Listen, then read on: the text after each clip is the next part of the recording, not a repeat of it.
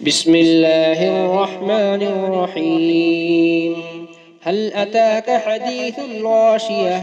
وجوه يومئذ خاشعة عاملة ناصبة تصلى نارا حامية تسقى من عين آنية ليس لهم طعام إلا من ضريع لا يسمن ولا يغني من جوع. وجوه يومئذ ناعمة لسعيها راضية في جنة عالية لا تسمع فيها لاغية فيها عين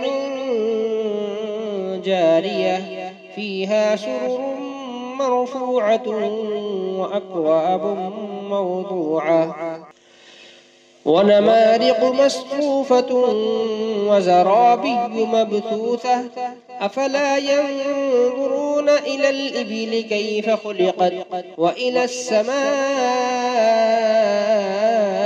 كيف رفعت وإلى الجبال كيف نصبت وإلى الأرض كيف سطحت فذكر إنما أنت مذكر لست عليهم بمسيطر إلا من تولى وكفر فيعذبه الله العذاب الأكبر. إن إلينا إيابهم ثم إن علينا حسابهم.